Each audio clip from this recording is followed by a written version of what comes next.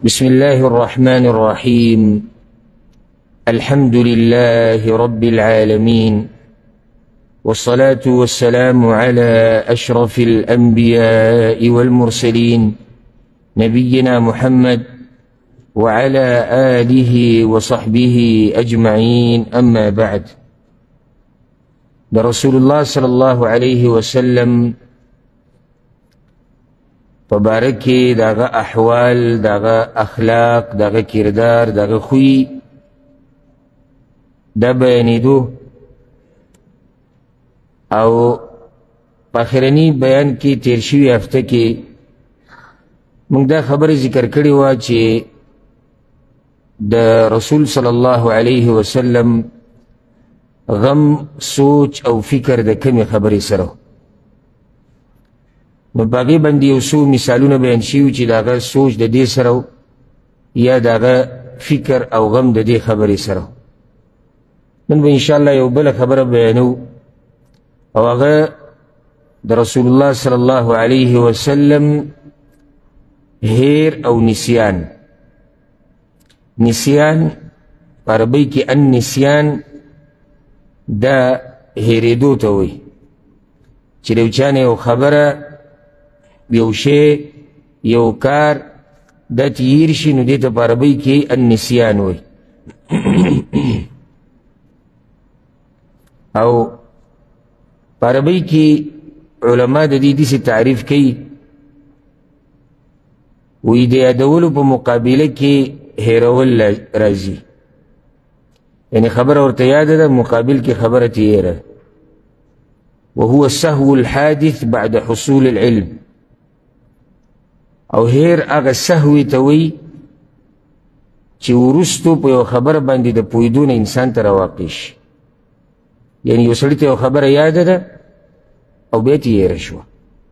بیا دا هیرېدل کله داسې چې څه وخته پورې، یعنی څه وخت خبره هیرې بیا ورته رایادې شي، او کله یو اوږده زمانه ته خبره هیره شي، او کله چې بلکل هیره شي. دا هیرېدل چې دي النسیان، دا د انسان طبیعت ته، د بشر. یعنی د ده په طبع کې دا خبره پرته ده چې د نه خبره هیرېږي. او ځکه بعض علما دا خبره ذکر کوي انسان ته انسان په دې وایي ځکه چې په ده باندې نسیان راځي. او عبدالله بن عباس نه دا نقل دی انما سمي الانسان انسانا لانه عهد الیه فنسي. انسان ته انسان په دې وایي چې د سره لوز اغستی شوی او هغه لوز ته هیر شو، نو ځکه انسان ته انسان ویلی کېږي. هر چې زمونږ پیغمبر صلی الله علیه وسلم دی نو دا خبره قرآن او حدیث نه واضحه ده چې هغه زمونږ په شان څه بشرو، انسانو. چې انسانو نو هر هغه څه په هغه باندې راتلو کوم چې په انسانانو باندې راځي، یعنی کوم چې طبیعت کې دي. د بشر چې کوم طبیعت ته او په ده کې الله څه اچولی دي او څه په ده باندې راځي، دغه پیغمبر صلی الله علیه وسلم باندې راغلی دي. ځکه یو حدیث کې راځي، امام بخاري امام مسلم راوړی دی، په خپله رسول صلی الله علیه وسلم وایي انما انا بشر مثلکم، زه ستاسو په شان بشر یم، انسان یم. انسا کما تنسون، ما نم دقه شان هیریږي څنګه چې ستاسو نه هیریږي. او دا د رسول خبره ده، زما فتوه نه ده چېرې ما ووایي چې د هغه نه هیریږي. نه، د هغه په خپله وایي زه بشر یم ستاسو په شان، څنګه چې تاسو نه یو خبره هیرېدی شي دغه شان زما نه م هیرېدی شي. د دې خبرې نه پاک هغه الله رب العزت دی صرف. او سورة مریم کې الله وی وما كان ربك نسيا، او رب ستا هیرون کې نه دی. سورة طه کې الله وی موسی علیہ السلام دا خبره کړې وه لا يضل ربي ولا ينسى، زما د رب نه خبره نه هیریږي. نو صرف الله رب العزت هغه ذات دی چې د هغه نه خبره نه هیریږي، په هغه باندې هیر نه راځي. په الله باندې چې بشري انساني په ده باندې به هیر دا راځي. نو چې کله موږ خپل رسول بشر ګڼو او اسی بشر نه ګڼو ځکه چې الله راته ویلي او هغه راته پخپله ویلي چې زه بشر زه انسان یم نو بیا په هغه باندې د هیر راتلی شي او سبحان الله دا د الله رحم او کرم دی چې په دې هیر سره موږ نه رانیسي لکه سورة البقره کې دي ربنا لا تؤاخذنا إن نسينا أو أخطأنا یا الله موږ مه رانیسه که چېرته زموږ نه یو خبره یو کار هیر شي یا موږ خطا شو حدیث کې راځي رسول صلی الله علیه وسلم وی الله وی چې دا دعا ما قبوله کړې ده او ځکه په بل روایت کې راځي پیغمبر صلی الله علیه وسلم وی او دا حدیث امام ابن ماجه راوړی دی إن الله قد تجاوز عن أمتي الخطأ والنسيان وما استكرهوا عليه الله زما امت خطا ماب کړی ده هیر ورته ماب کړی دي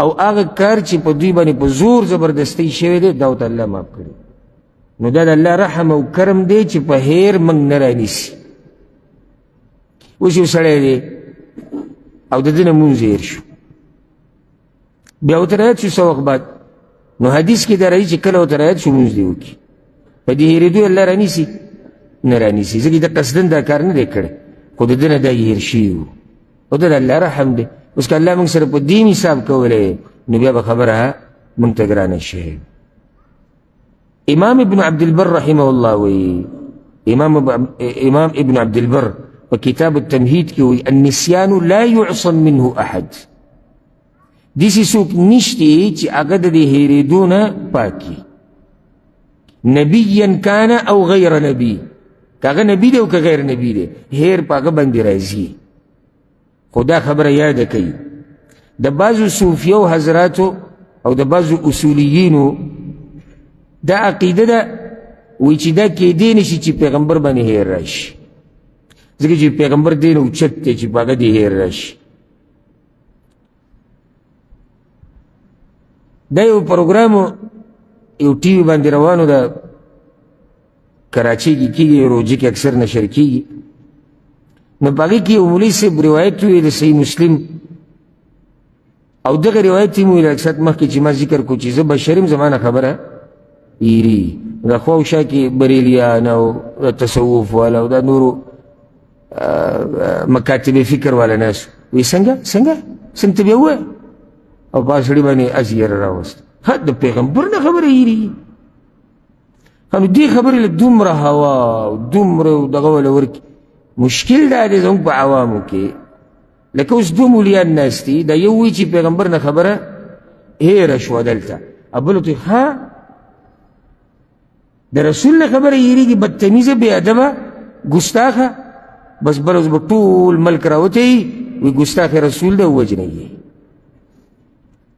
لکه ته خو لږ کښېنه سوچ وکړه څه ګستاخي ده د پیغمبر کړې ده کوم پیغمبر په خپله وایي زما نه هیر په ما راځي او بشر دی انسان دی او دا خبره هېرېدل دا د هغه د پیغمبرۍ مرتبه کمی نه بلکې دا د الله رحم او کرم دی په موږ باندې چې پیغمبر بشر را لېږلی دی نو په موږ چې کوم حالات راځي په هغه راځي نو موږ د هغه نه هر څه زده کړي دي د هغه نه خبره هېرېږي زموږ نه هم هېرېږي نو موږ ته پته ولګېده چې د هېرېدو په وخت کې به څه کړي هغه موږ ودونه کوو هغه هم واده کړی نو موږ ته د واده مسایل معلوم دي موږ ستړي کېږو هغه هم ستړی کېدو موږ خفه کېږو هغه هم خفه کېدو موږ غوسه کېږو هغه هم غوسه کېدو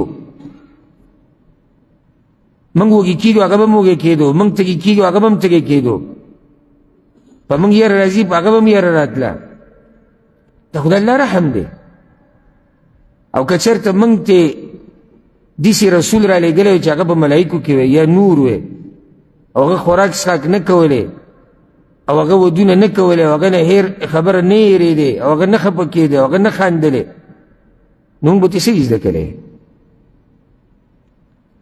هره خبره چې کله تاسو ته کېږي دا یو فایده یاده کړئ او که هر عالم یې درته بیانوي لږ دا دماغ او زړه استعمالوئ لږ دا دماغ او زړه استعمالوئ دا د بر صغیر د عوامو بر صغیر د زمونږ ملک او د خوا او شا د ملکونه چې څومره دي د دوی مشکل دا دی چې دوی ته په سټیج باندې په منبر باندې چې څه بیانېږي دوی د هغې حق سره رواني دا سوچ نه کوي چې دا بیانونکی څه وایي او څه نه وایي خو چې یو اواز اوچت شو چې ګستاخ رسول دی بس ټول قوم پسې شاته لګېدلی دی دا ګستاخ رسول دی مړ کوي که د ګستاخ رسول منګ هم خلاف یو ګستاخي د پیغمبر کفر دی خو ته خو وګوره چې آیا دې سړي په رښتیا ګستاخي کړې ده او که نه ده کړې اوس رسول صلی الله علیه وسلم حدیث کوي ما نه خبره یېرېږي دی وی رسول ویلي چې ما نه خبره یېرېږي او ته ورته ته ګستاخي دا خو هېڅ ګستاخي نه ده نو دا خبره دوی غلطه ده او په دې کې یو روایت پیش کوي یو حدیث چې پیغمبر دا ویلي چې انی لا انسا ما نه خبره یا انی لا انسا یو روایت کې داسې دي او یو ما نه خبره نه یېرېږي الله یې ما نه یېروي چې خلکو ته پته ولګي چې سبا کې امام ابن حجر رحمه الله دې روایت مبارک کې وي حدیث انی لا انسا لا اصل له د دې حدیث اس اصل او نسل نشته او شیخ البانی رحمه الله وي هذا حدیث باطل لا اصل له دا حدیث د سند په اعتبار سره باطل حدیث دی حدیث اصل نشته خو یو خبره یاده کړئ رسول نه خبره هېرېدل دا په دوه قسمه دي یو هغه خبره چې هغه د دنیا د احوالو سره تعلق ساتي په دې کې په رسول صلی الله علیه وسلم باندې هېر راځي دا هېڅ خبره نه ده کومې خبرې چې دنیوي دي او کومه خبره چې د وحي سره تعلق ساتي په دې کې په هغه باندې هېر نه راځي هېر راځي دنیوي خبرو متعلق دینی نه اوس بعضې روایتونه را روان دي پای کې دري چې رسول صلی الله علیه وسلم تلاوت دوران کې د قرآن بعض آیتونه تېر شوي بیا ورته وروسته رایت شوي یو سړی به وایي ته څنګه وایي چې وحي دوران کې وحي باره کې هېر نشي راتلی نو یاده کړئ دا هېر راتلی شي اله چې کله رسول وحي بیان کړي یعنې هغه خبره چې ورته کومه الله کړې ده هغه یې رسولې ده د رسولو نه بعد ته هېر شوې ده یعنې داسې نشي کېدی چې خبره لا بیان کړي نه وي هغه ته څه شي هغه ته هېره شي ځکه چې بیا خو وحي ونه رسېده خبره بیان کړې ده وروسته ته هېره شوې ده او دویمه چې د هغه نه خبره هېره شي څه وخت کې ورته بیا رایاده شي پوه شوې په دې باندې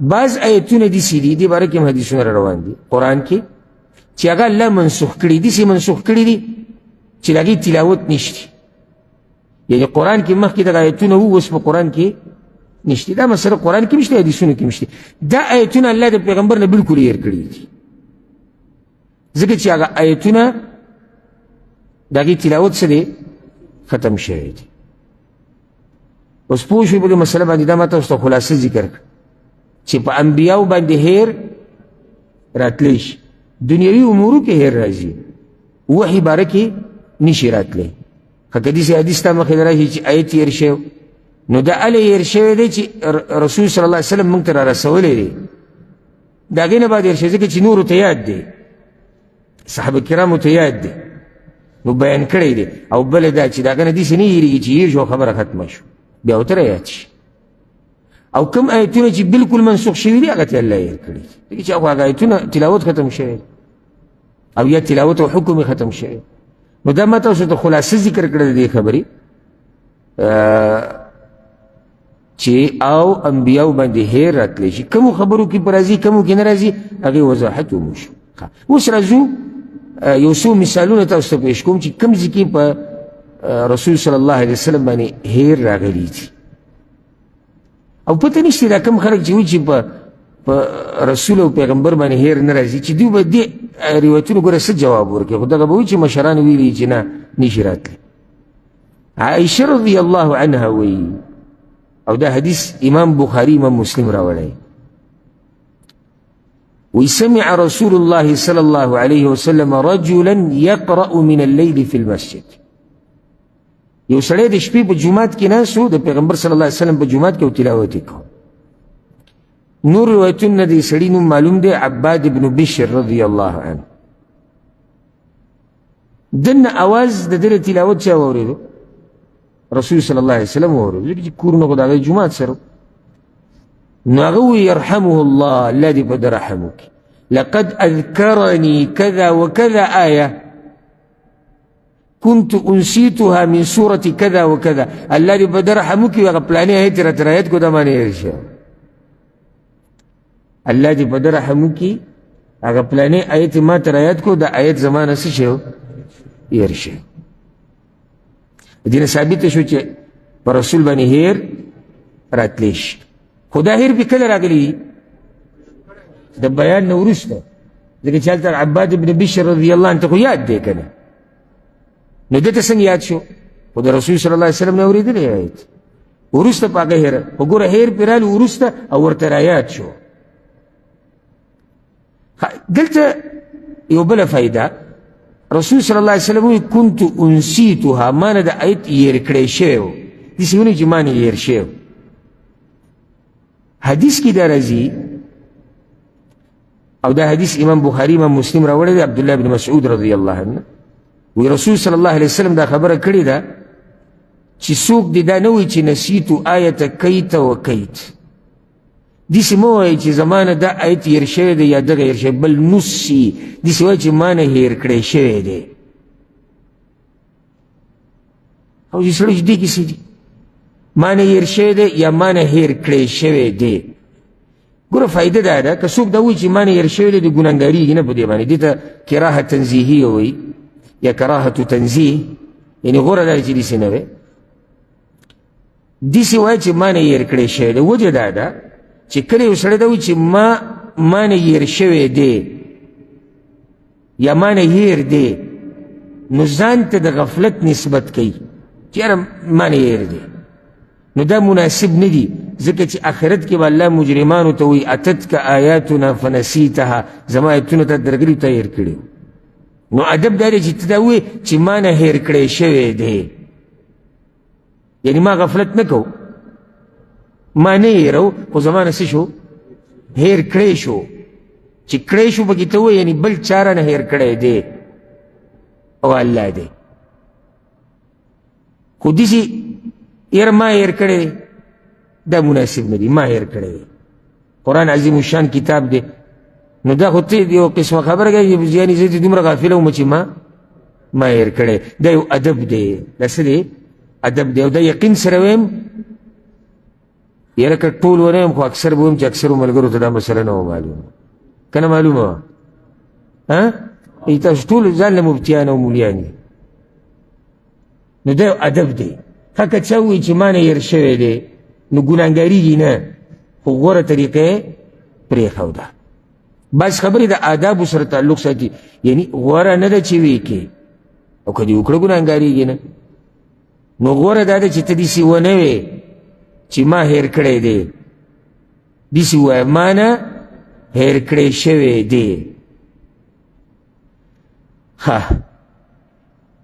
اوس راځو مخکې بل مثال ده دا خو د رسول صلی الله علیه وسلم نه بعض آیتونه یا یو آیت هېر شوی د منځه نه بهر یعنی دې ځای کې رسول صلی الله علیه وسلم کوم ځای کې و کور کې و صحابي جومات کې تلاوت کو اوس درته یو مثال پیش کوم چې د مانځه په دوران کې ته آیت تېر شوی دی الله اکبر یو خبره ته ذکر کړم دا انسان پوره نه دی انسان څه دغې کمزورتیا شتي د دې دپاره چې دوی ته دا خبره ښکاره شي چې زورور ذات یو الله دی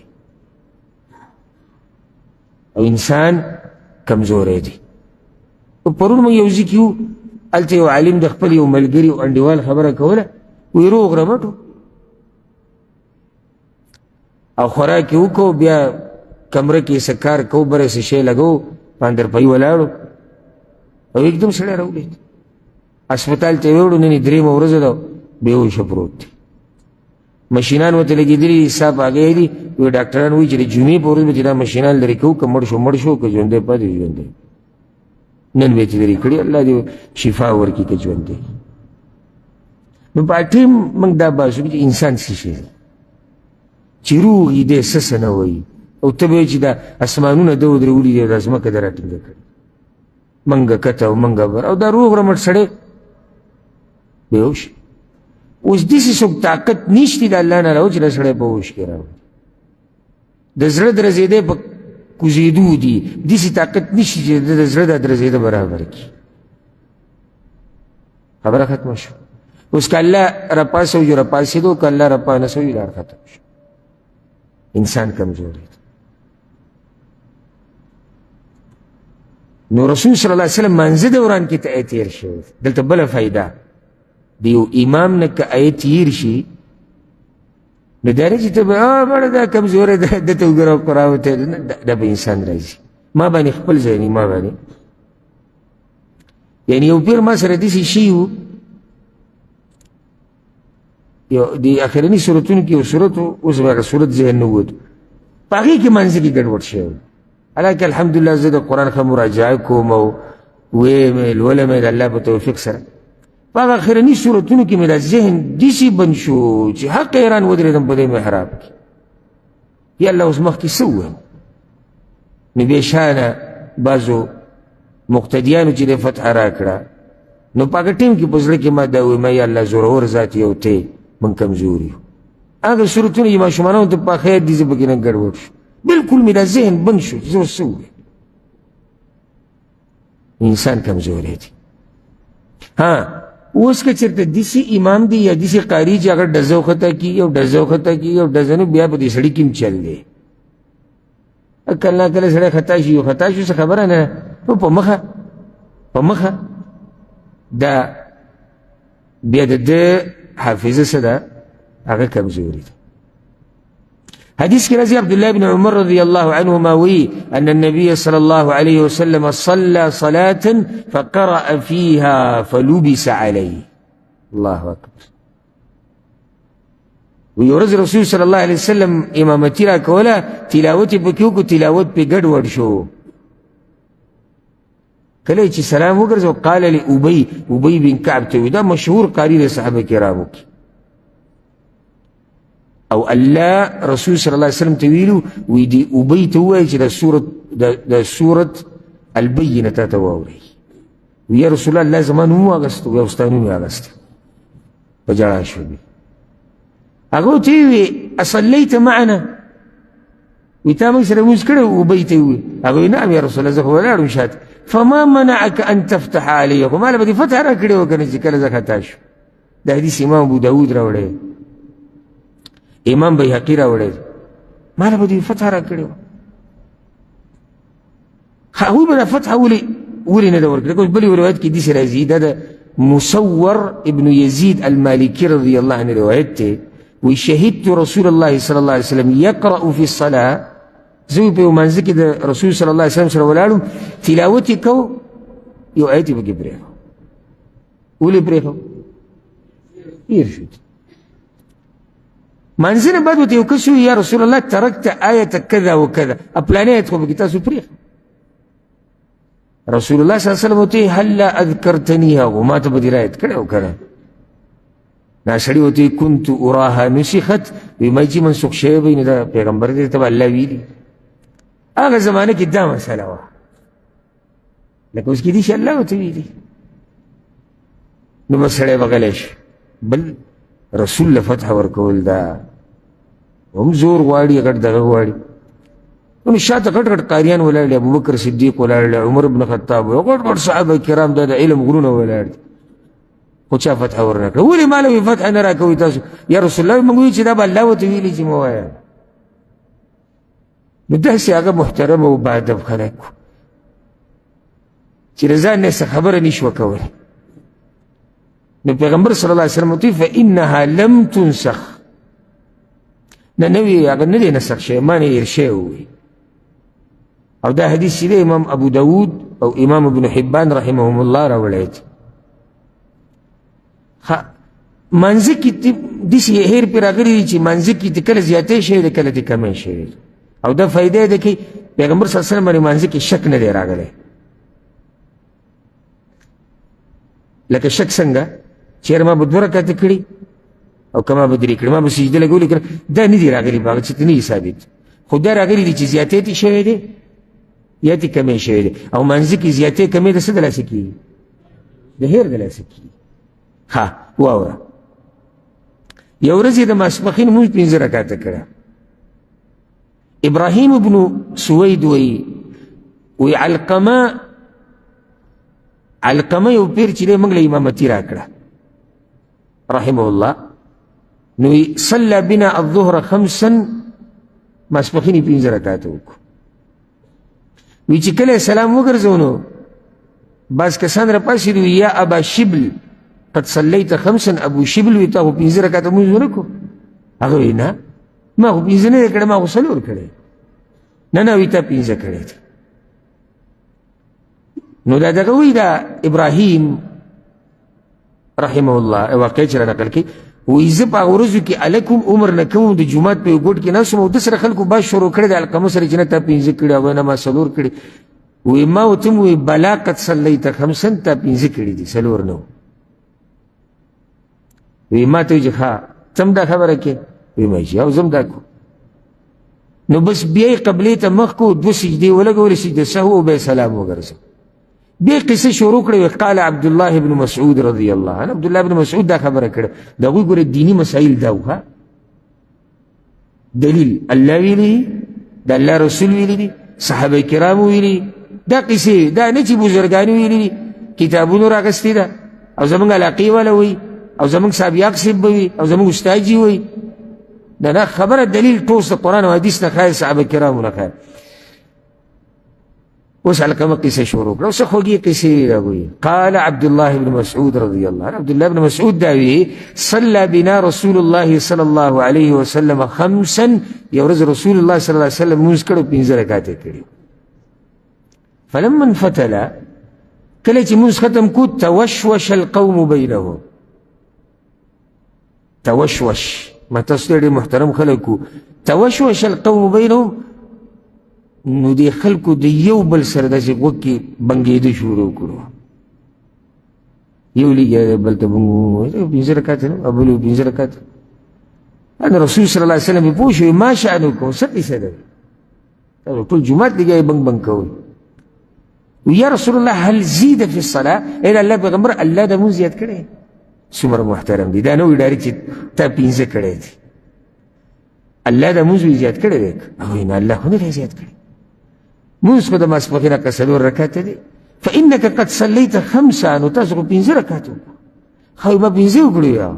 فانفتل بیا قبلې ته مخ کو ثم سجد سجدتين بیا 2 سجدې ولګولې ثم صلى. او دا فائدې ده کوي ما د عمدة الاحکام مشکات بلوغ المرام او څومره درسونه چې ما د مانځه ذکر کړل ته ما د فائدې ذکر کړې ده چې مانځه کې زیاتې راشي نو سجده سهو به سلام نه بعدي مانځه کې چې کمې راشي مخکې وي.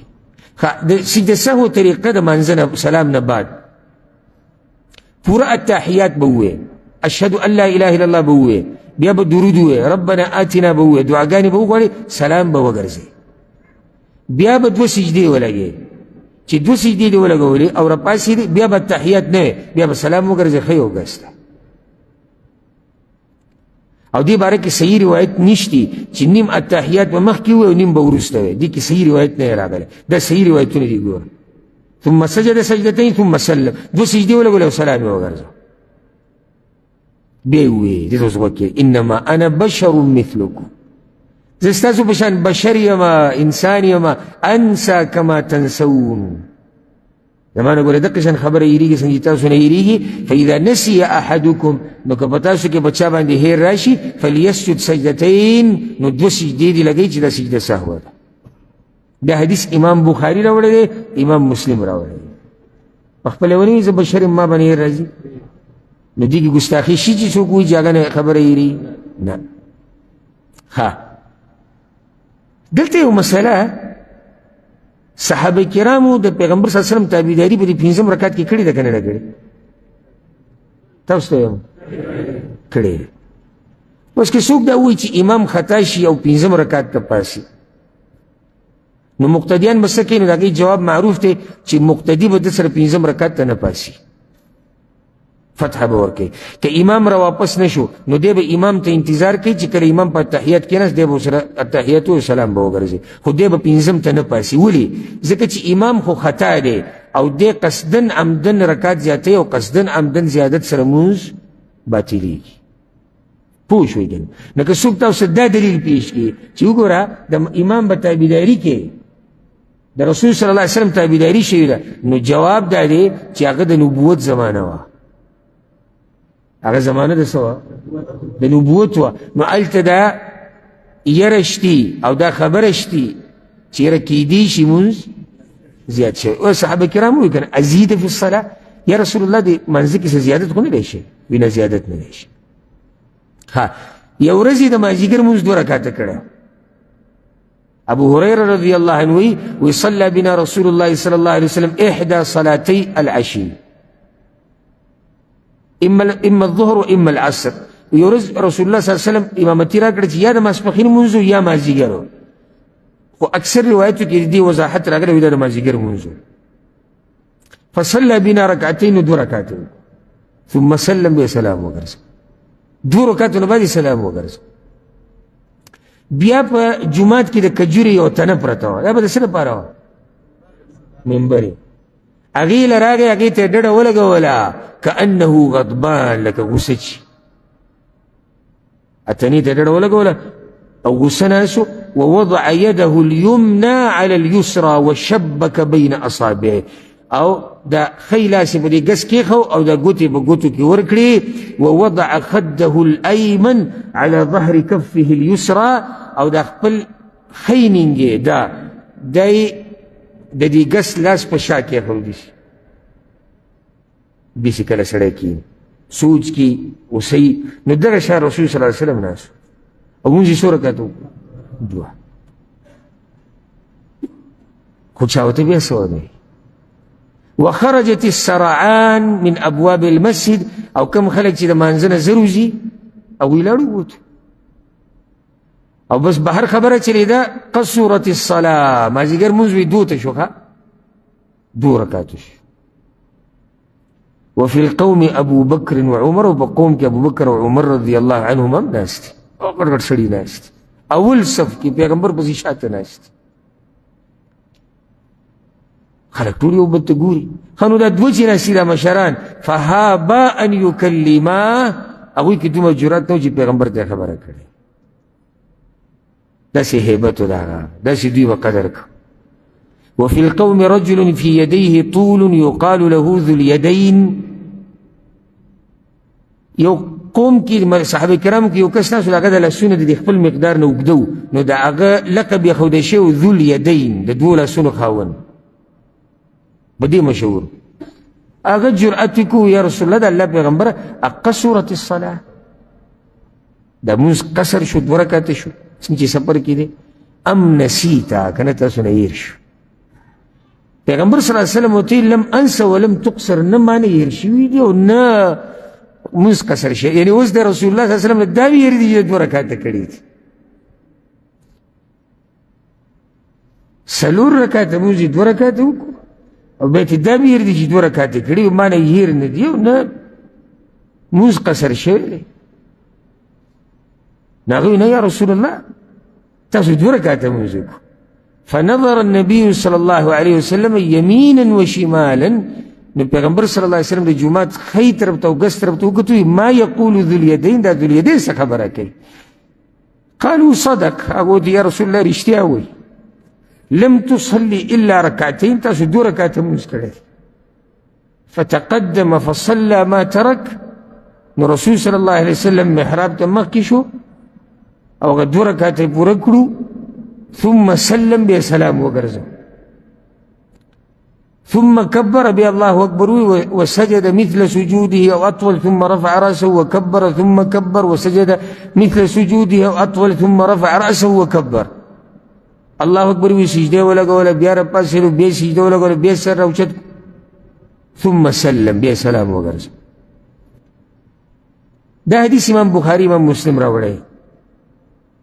دیږي کې رسول صلی الله علیه وسلم نه خبره یې راشوې ده. او به سجده سهو، د سجده سهو دې لپاره د جبر دپاره، جبر یعنې هغه کمې پوره کوي، کم کمې چې په مانځه کې راغلی دی.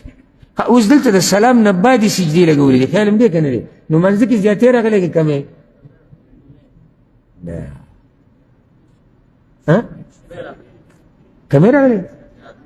څنګه زیاتې راغلی؟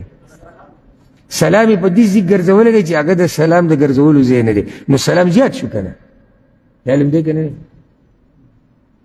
په دویم رکعت په لنډه قاعده چې سلام ګرځې نو سلام دې زیات نه کو، نو چې زیاتې وکړو نو سجده سهو کله ولګوله؟ د سلام نه بعد. کمی کې به کله لګې؟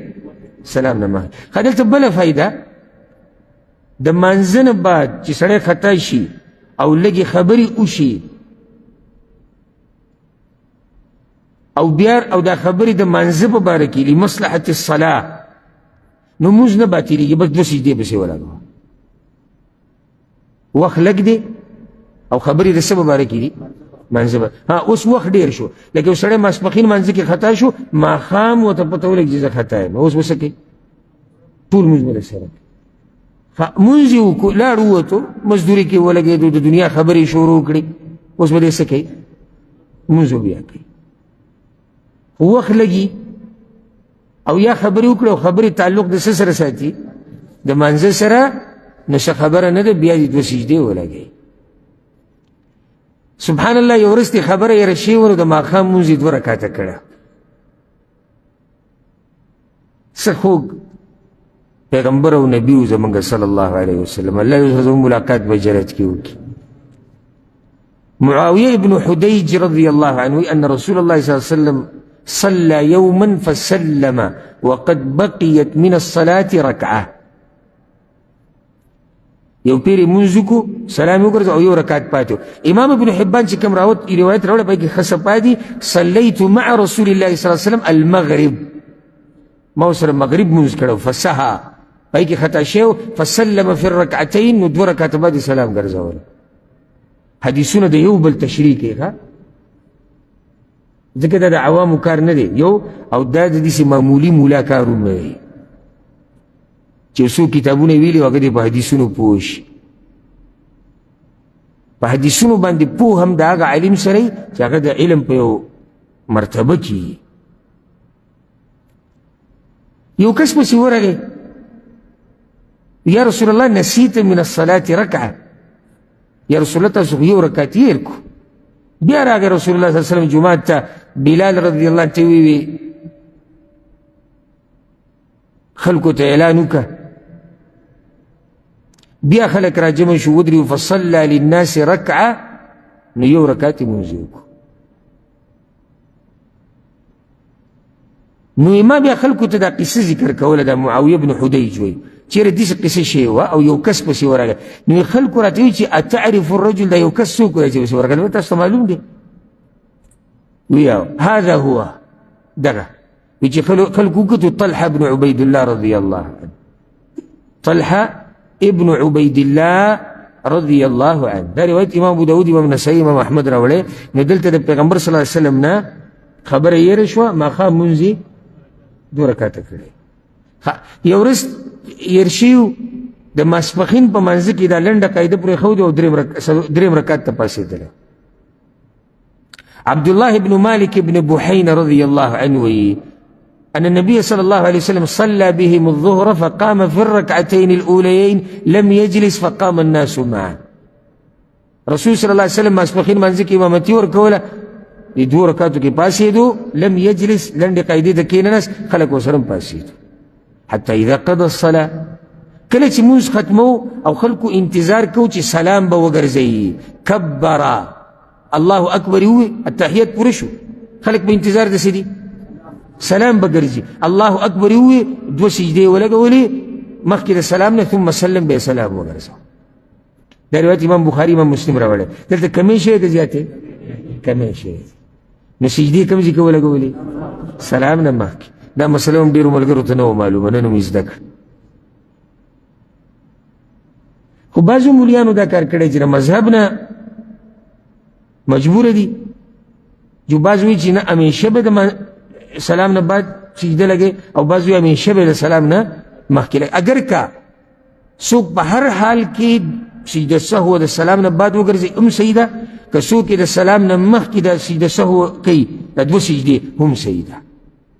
که څوک د 2 سجدې د سلام نه بعد په هر حال کې وکړي، کمی او زیاتي کې صحیح ده، او که څوک په هر حال کې سلام نه مخکې وکړي هم صحیح ده. خو تفصیل دا دی او غوره طریقه دا ده چې په زیاتي کې د سلام نه وروستو، په کمی کې السلام نه مخکې.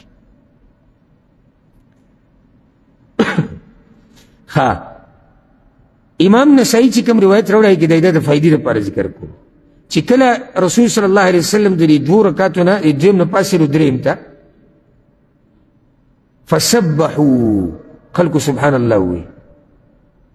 طریقه دا ده چې امام خطا شي سبه سبحان. افسوس خبره زمونږ ډېرو پښتنو ته نه وایي څوک بګي الله تکړه یې چې بګي الله اکبر وایي څوک بګي نور څوک الحمدلله وایي څوک طریقه سبحان الله. زنانه به څه کوي؟ لاس به پړقوي. خو رسول صلی الله علیه وسلم را واپس نه شو. فلم روایت کې راځي امام ابن خزیمه راوړی فلما اعتدل مضى چې نیغ ودرېدو بس بیا مخکې مونځ پوره کړو بیا واپس شوی نه. نو یاده کوي دا مسله چې لنډه قاعده د نه یېره شوه او ودرېدې نیغ شوي یو خو سړی په لاره کې دی لکه لنډه قاعده دې پاتې شوه او درېم رکعت ته لا رسېدلی نه دی روان دی ورته رایت شو کښېنه خیال هم دی که نه دی خو ودرېدو الحمدلله شروع شو بس اوس واپس کېده حرام دي. او دا بعض مقتدیان د دې مسلې نه نه خبر بس ختي سبحان الله سبحان الله لکه سید هغه ته رایت شو خو اوس واپس کېده حرام دي. زه یو ځای کې ما امامتي ورکوله مخکینۍ خبره او ورځې کې ما یو معهد کې سبق و عمر مې کم و نو دې دوو منځونو کې ما په یو جومات کې امامتي ورکوله ماښام ماسخوتن کې ماسخوتن منځ کې لنډه قاعده رانه یېره شو ودرېدم خلکو سبحان الله وایي بس بیا ما ته پته وي بس قاعده رانه پاتې شو نه او یو نښتېده سبحان الله سبحان الله غلی کېدو که نه چې سلام یې وکړو سوډانې و ما ته وایي چې دا دومره چې زه یم سبحان الله ته نه اورې او ما دا دومره مضبوط چې زه ولاړ یم ته نه پوهېږي چې تا دومره سبحان الله ووایي او زه بیا هم ولاړ یم خو چې چل دی که نه چل دا دی ما حدیث کې دا راغلی نو دې عربو کې او دې خلکو کې عادت دا دی چې بیا خپله غلطي ومني او ما ته یې زه خطا شي زه په دې نه وم پوه زمونږ بعضو ته چې غلطي دي بیان وکړه چې ته بن ما ته هم پته ده او یا در سره څه ویلو روان به خفه شي وایي ده ما ته نصیحت وکړو په نصیحت خفه شي. نو دې خلکو کې دا عادت ډېر ښه دی چې دوی په نصیحت خوشحالېږي. بل چې دنه د مسلې تپوس کوو ته ورته الله ویلي د الله پیغمبر ویلي بس بیا پکې دا تپوسونه نه کوي. اوس ما ته دغه کس ونه وایي چې ته د کوم ملک یې او ما ورته ویلي زه د پاکستان د پاکستان مذهب جدا دی سوډان خو جدا دی ما ته ته ولې ولاړ وې ما دا حدیث کې راغلی دی وایي دا حدیث کوم ځای کې دی ما دا په صحیح بخاري صحیح مسلم امام نسایي راوړی بیا زه خطا شوی زه وایي نه وم پوه په دې مسله. نو دا یو فایده ورسره هم یاده کوي دې درس کې الحمدلله ډېرې فایدې د سیده سهو سره تعلق ساتي چې هغه تاسو نن تاسو ته بیان شو. ها سبحان الله یو پیر د رسول الله صلی الله علیه وسلم نه غسل هېر شوی د جنابت. ابو هريره رضی الله عنه وایي اقیمت الصلاه مانځه دپاره اقامت شو بلال رضی الله عنه اقامت وکړو فقمنا موږ ودرېدو فعدلنا الصفوف موږ د صفونه برابر کړو قبل ان یخرج الینا رسول الله صلی الله علیه وسلم د دې نه مخکې چې رسول الله صلی الله علیه وسلم راوځي زموږ صفونه برابر شي. کور د هغه نږدې خو دروازې جومات ته وي یاده کوي موږ ویسې چل وکړو صفونه برابر کړو. صفونه برابرول واجب دي خپه به د خپې سره لګې اوږه به د اوږې سره لګې دې ته صفونه برابرو دا د هغوی صفونه راغی وی رسول الله صلی الله علیه وسلم راووتو حتی اذا قام فی مصلاه او چې دې محراب کې ودرېدو قبل ان یکبر الله اکبر نه مخکې رایت شو چې د جنابت په حالات کې قال لنا مکانکم په دې خپلو ځایونو پاتې شي. زه راځم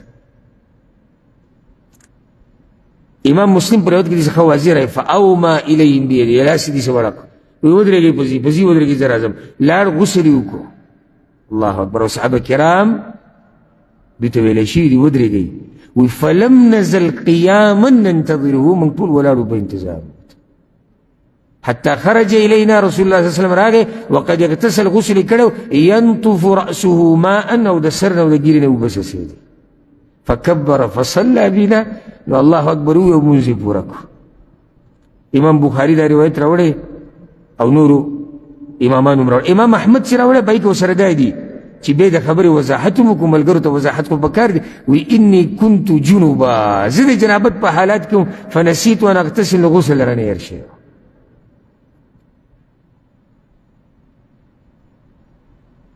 او دا بس د علم او د دین نه خبر نه چې څه وکړو. دا د مسجد نبوي امام چې دی شیخ حذیفي، الله یې د هغه په ژوند کې برکت واچوي، مخکې ورځو کې د زړه اپریشن هم کړی، الله دې روغ صحت ورکړي. او دا مشر امام دی د حرمینو، عمر یې ډېر زیات دی. نو د هغه یو ویډیو شتي، ماښام مونځ دی غالبا، او هغه راشي ودرېږي او بیا په دې سپیکر کې وایي صبر وکوي. نو اودس چاردام تېر شوی، نو لاړ شي اودس چاردام وکړي او بیا راشي. هغه خلکو نشر وایي وابیانو ته ګوره دوی له لمانځه چل نه ورځي، چل ولا ورځي. دا دې چې د کوم دا دې چې د چا په محراب کې ولاړ دی، د هغه طریقه ورته یاده ده، او په دقه محراب کې دا واقع را پېښه شوې ده. او خلک د څه نه خبر دي، ویډیو شیر کوي بره بې له پاسه ولیکي وګوره یاره وهابیانو د لمانځه چل نه ورځي، دا دومره لوی امام دی وایي منځ کې لاړ. نو څه وکړي؟ بیا اودس لمونځ وکړي په دې عظیم جومات کې، او په دې دومره لوی جمعې ته په دې حال کې امامتي ورکړي. هغه د رسول صلی الله علیه وسلم طریقه را ژوندۍ کړه، سپیکر کې وایي صبر زه راځم. خوا کې دوی ته نږدې ځای دی، د دوی خاص د امامانو، هلته یې چاردام وکړو بیا راغی. نو کومه خبره چې نشر کوئ یا ګورئ، نو څه کوئ؟ تحقیق یې کوئ. یو ورځ کې د ماسخوتن دا سنت پاتې شي، دا تېر شي، او دا د قریب روایت ته د عبدالله ابن عباس نه نقل کوي. خلاصه ده دغه حدیث اوږد دی چې ام سلمه رضی الله عنها نه تپوس شو د دغه دوه رکعتونو باره کې چې پیغمبر صلی الله علیه وسلم مازدیګر منځ نه باد کړي دي. نو هغې دا قصه وکړه چې ما د پیغمبر نه دا اورېدلي چې مازدیګر نه بعد نفلي مونځ نشته. یو حال کې شته چې کله مازدیګر مونځ وختي وشي او نور تازه وي، نو بیا د دوه رکعتو ګنجایش پکې شته. دا مثلا ډېرو مسلمانانو ته نه معلومه. خو نور نفلي مونځ د نور ډوبېدو پورې څه دی؟ منع دی. هغې وایي ما یو ورځ رسول الله صلی الله علیه وسلم ولیدو چې را دوه رکعته یې کول مازدیګر منځه نه بعد. نو ما سره بعض زنانه ناستې وي د بنو حرام خاندان د انصارو د قبیلې. نو زما سره وینځه وه، هغه مې په رسول الله صلی الله علیه وسلم پسې ولېږله، او ما ورته وایي چې ته ورشه پیغمبر صلی الله علیه وسلم ته ووایه چې ام سلمه وایي چې موږ خو تاسو نه اورېدلي چې مازدیګر نه بعد به مونځ نشتی نفلي. نو که اشاره یې درته وکړه نو بیا غلی شه. چې پسې ورله رسول الله صلی الله علیه وسلم ولاړ دی، ورته خبره وکړه فاشار بیدي، یا مانځه کې اشاره وکړه، نو هغه شاته شو. کله یې مونځ ختم کو نو بیا یې وویې ام سلمه ته وایي تا د هغه دوه رکعتو تپوس کوو زما نه؟ دا د عبدالقیس قبیلې وفد راغلی و زما خواله، ماسپخین منځ نه بعد ما سره میلاو شو، دومره مصروفه کړم چې د ماسپخین هغه دوه صورت رانه هېر شو، هغه وروستني فهما هاتان، یو هغه دی. دا حدیث امام بخاري امام مسلم راوړی. دلته دې څه هېر شو؟ سنت دې هېر شي. ښه، د لیلة القدر دا شپه ته م الله هېره کړې وه. دا ګوره مخکې الله پیغمبر صلی الله علیه وسلم ته ښوولي چې دا به کومه شپه کې بیا دې هېره شوه، او د الله په هر کار کې صحیح حکمت دی، دا دې الله په خپله هېره کړې ده. نو حکمت پکې څه شو؟ ټول لس شپې عبادتونه کوه. ابو سلمه روایت دی وایي موږ یو ورځ د لیلة القدر تذکره کوله، نو وایي زه لاړم په ابو سعید الخدري رضی الله عنه پسې، هغه زما ملګری و. وایي زما ملګری و، موږ داسې ووتو په چکر باندې. وایي ما ورته وایي چې اسی تاسو د رسول الله صلی الله علیه وسلم نه د لیلة القدر باره کې څه اورېدلي؟ ما تاسو سره لږ ساعت مخکې و د هغوی خبرې به ډکه وي، دلیل. وایي ما ته یې چې یو پیر داسې وشو چې پیغمبر صلی الله علیه وسلم اعتکاف وکړو اولنۍ لس شپې د رمضان، اعتکاف یې لس شپې وکړو، خو کمې اولنۍ. وایي موږ ورسره مې اعتکاف وکړو. نو جبریل علیہ السلام پسې راغی، ورته یې ویل الله پیغمبره ان الذي تطلب امامک، هغه څه چې ته لټې هغه مخکې دی. څه لټول؟ لیلة القدر. نو دا منځنۍ لسې اعتکاف وکړو، موږ ورسره به اعتکاف وکړو. وی جبریل بیا راغی ورته ویل الله پیغمبره ان الذي تطلب امامک، اتې چې لټې هغه مخکې دي، موږ یو دوه درې شپې عبادت نشو کولی. دا ګوره لږ شپې اعتکاف او بیا پسې اعتکاف او بیا اعتکاف. نو وی د دې شلمې دا سحر چې کله و، شلمې ورځې دا سحر، پیغمبر صلی الله علیه وسلم ودرېدو ملګرو ته من کان اعتکف مع النبي صلی الله علیه وسلم، چا چې زما سره اعتکاف کړو دا منځنۍ لس، نو بیا راواپس شي بیا یې کوو، نورې لس کوو. فإني أريد ليلة القدر، الله راته ليلة القدر وښووه، وإني نسيتها وبیا رانه هېره کړه. راته یې وښووه او بیا رانه هېره کړه. وإنها في العشر الأواخر في وتر، او دغه ليلة القدر په آخرنۍ لس شپو کې دی، او په لسو شپو کې کوم چې طاق شپې دي وتر په دغو کې دی. او ما خوب کې داسې ولیدو چې په دغه ورځ ما سجده لګولې، د دغې شپې په سحر ما سجده لګولې ده په اوبو او په خټه کې، دی خوب کې لیدلی. نو صحابي وایي ابو سعید الخدري، او د پیغمبر صلی الله علیه وسلم جومات ته څنګه جوړ هغه د کجورو دا څانګې پې له پاسه پرتې وي، او اسمان کې هېڅ هم نه و، تک شین اسمان و. فجاءت قزع، وریځ راله فامطرنا، اوس هم باران په مدینه راورېدو، او زمونږ د جومات هغه چت هم راوڅڅېدو. فصلى بنا النبي صلی الله علیه وسلم، پیغمبر صلی الله علیه وسلم موږ له امامتي راکړه. حتى رأيت أثر التين والماء على جبهة رسول الله صلى الله عليه وسلم وأرنبته.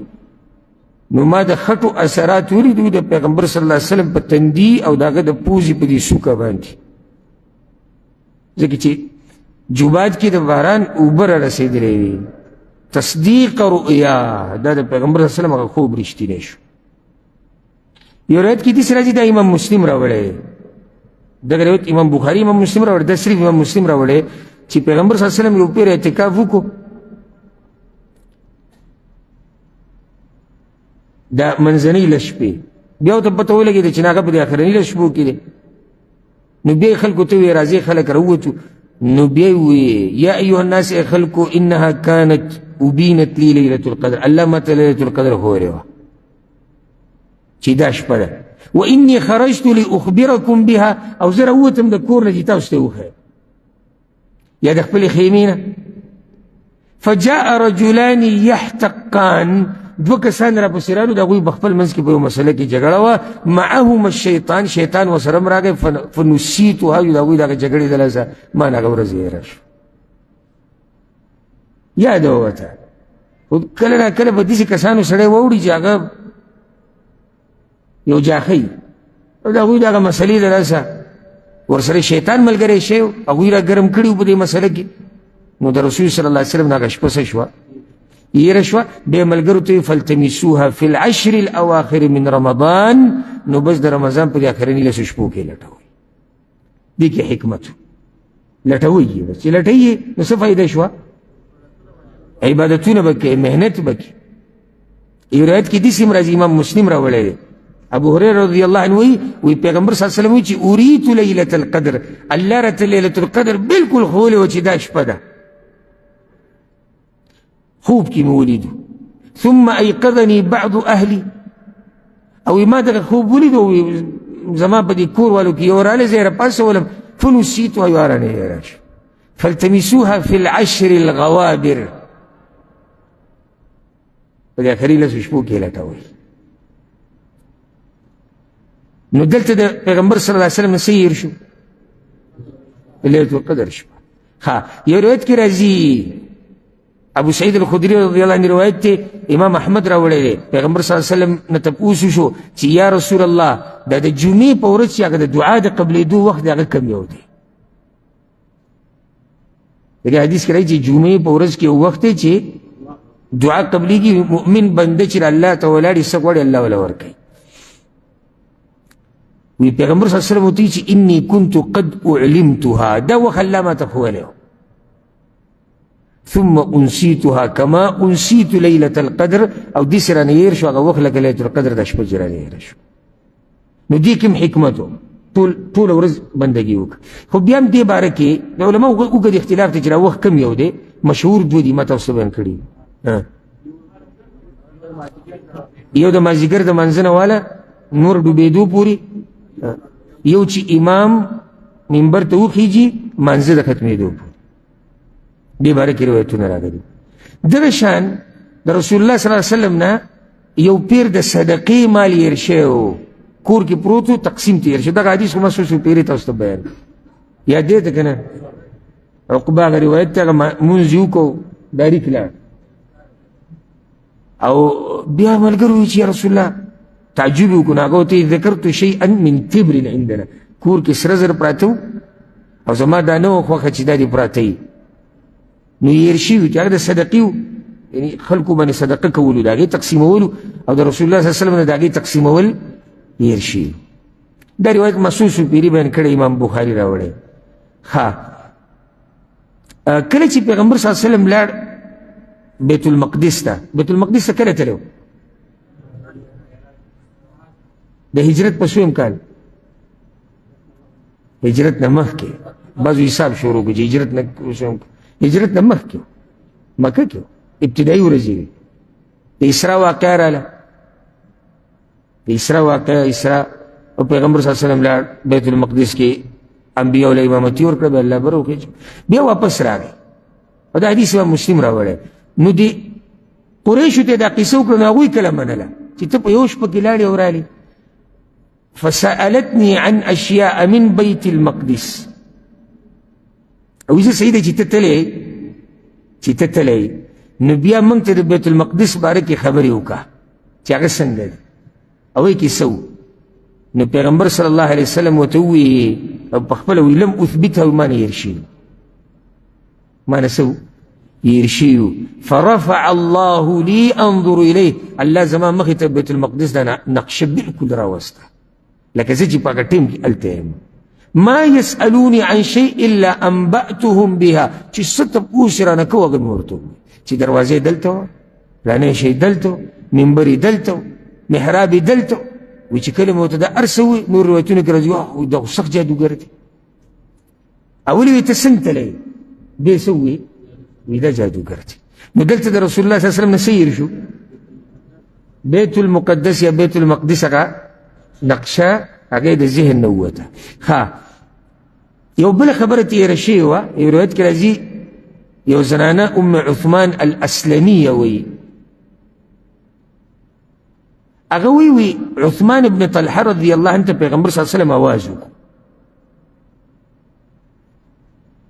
وی ما ته چې تا ته څه ووي وی ما ته یې وي او دا هلته پیغمبر صلی الله علیه وسلم دا خبره کړې وه کله چې مکه کې و کله چې لاړه او د کعبه کې دننه مونځ کوو وی ما ته یې ووي عثمانه دې خو راشه ډېره وغوښتم وی اني نسیت ان آمرک ان تخمر القرنین فإنه ليس ينبغي أن يكون في البيت شيء يشغل المصلي وما يرشيو بدي كابك دن دا دوخ خرچ لگی دلی دی دا خکر لگی دلی و دا سخ کرو دا آغا گڑ خکرو آغا کم بانی چی ابراہیم علیہ السلام قربانی کرو آغا بیا پا دا غزی کی جوڑنو رسول اللہ صلی اللہ علیہ وسلم عثمان توی مانی یرشیو ایمای چیزا بدتا ویم چی پا دی کپڑا واچے خمانی یرشیو او کپڑا پی واچا وا ندی جائز چی پا دا اللہ پا کور کی دیسی سز جوڑنی چی آگا دا منسکون کو توجہ خراب بی نو دلتا تی دا خبرم یرشیو بیو تا ورست را یادا شو آخرنی خبر با ذکر کو دا رسول صلی اللہ علیہ وسلم بارکی خبری دمرا خوگی دی واللہ کا دا سڑی تیزر کی او که سڑی و تا پاپتو ابتو کینی دا ٹیم دمرا زر تیر شی او دومره خوندور تیر شي او دومره مزیدار یو ورځ دې سوی شو دا ناشنا قصه سهل ابن سعد رضی الله عنه وی دا منذر ابن ابي اسيد رضی الله عنه ما دې پیغمبر صلی الله علیه وسلم راوړی شو دا منذر او دې وړوکی و دغه ورځو کې یعنی پیدا شوی صحابه کرامو خپل ماشومانان راوړي چاله رسول الله صلی الله علیه وسلم ولې به راوړو برکت لپاره و هغه به اکثر کجوره خپله خوله کې وجویله بیا به د ماشوم خوله کې کېښود. نو رسول صلی الله علیه وسلم دا ماشوم واغستو فوضعه على فخذه، دا د هغه عاجزي وه، نو په دې خپل ورونو یې سمله وه. بعض وایي موږ ماشومان موږ نه عاجزي به کوي. و ابو اسید جالس و ابو اسید ناست غاړې ته خوشحاله دی، نو چې د سړي زوی د پیغمبر صلی الله علیه وسلم په غېږ کې په دې به نه خوشحالي. فلها النبي صلی الله علیه وسلم بشیء بین یدیه، رسول الله صلی الله علیه وسلم په یو کار کې مصروفه شو د هغه مخې ته، څه خبره کې څه کار کې، او د دې ماشوم نه ذهن واورېد چې سړی مصروفه شي ذهن بل طرف، او هغه په روم باندې پروت دی، پیغمبر صلی الله علیه وسلم مصروفه شو څه کار کې څه خبره. نه ابو اسید هغه خپل زوی راواغستو لاړ. هغه وایي چې رسول الله صلی الله علیه وسلم مصروفه دی او بس دغه وایي چې هغه خپل غېږ کې کېنو، دا یو برکت او یو غټ کار وشو. فاستفاق النبي صلی الله علیه وسلم، رسول الله صلی الله علیه وسلم چې خبره چې بالکل هېره شوې وه چې دلته ماشوم پروت و، چې خپل کار یې ختم کړو، اين الصبي، هغه ماشوم چې شو. ابو سعید ورته قلبناه یا رسول الله، خو موږ واپس ورسو کور ته. رسول الله صلی الله علیه وسلم ورته ویې نوم یې څه دی؟ چې ماشوم له یې څه نوم یې ښودی؟ فلان. فلان د چا نوم یې؟ څه مطلب دی؟ نوم یې اخیستی دی خو یاد یې نه کړو. ولې یاد نه کړو؟ دا نوم یادول مناسب ورته نه ښکاري، دا نوم ښه نه و. نو پیغمبر صلی الله علیه وسلم ورته لا دغه نوم نه دی، ولکن اسمه المنذر، د نوم المنذر شو. دا نوم په چا ایښودی؟ رسول صلی الله علیه وسلم. او ابو سعید دومره قدرمن سړی، هغه نوم علیم دی. پیغمبر وایي چې د نوم څه شو؟ فلان. دغه وایي دی پلار یې چې د نوم فلان دی، رسول الله صلی الله علیه وسلم نه منذر شو. دا به درته فایده ذکر کړم چې دا منذر ولې دله نوم کېښو. دا د ده دا پلار چې دی ابو اسید، د ده تره زوی دی المنذر ابن عمرو رضی الله عنه. پته نه چې ستاسو به دومره اوچت دماغي تیز ذهن به یې که نه، زمونږ هغه ملګری نشته ابو بلال، یعنې هغه به دا قصه اوس بیان کړې وه. هغه واقعه د بئر معونه، اقاریان چې بوی شوي وو په دروغو او بیا شهیدان کړی شوي وو، دا منذر ابن عمرو د هغوی امیر و او دی هم شهید کړی شوی و، او رسول الله صلی الله علیه وسلم په هغه پسې سخت خفه و، ډېر پرې مین و. او دا د ابو اسید د تره زوی دی. نو د دې ماشوم څه شو؟ چې د پلار د تره زوی دی، نو ماشوم څه شو؟ تره شو که نه، ګرکه خپل تره نه دی، خو نوم وله حق کېښوه المنذر.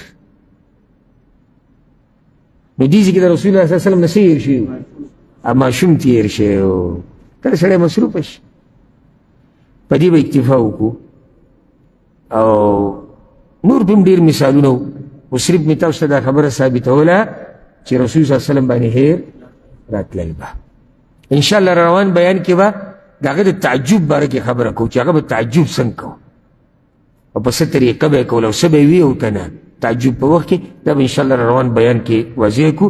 الله دې زمونږ ملاقات د رسول الله صلی الله علیه وسلم سره په جنت الفردوس کې وکړي، او الله دې د هغه په نقش قدم موږ روان کړي. او څنګه چې الله موږ دلته یو ځای کړي وو، دغه شان دې الله موږ او کوم ملګري چې دا پروګرام ګوري او څوک چې اوري او زمونږ مور پلار، موږ ټول دې الله د پیغمبرانو سره، د صحابه کرامو، نیکانو، شهیدانو، رشتینو خلکو سره په جنت الفردوس کې یو ځای کړي. هذا والله أعلم، وصلى الله وسلم على نبينا محمد وعلى آله وصحبه أجمعين.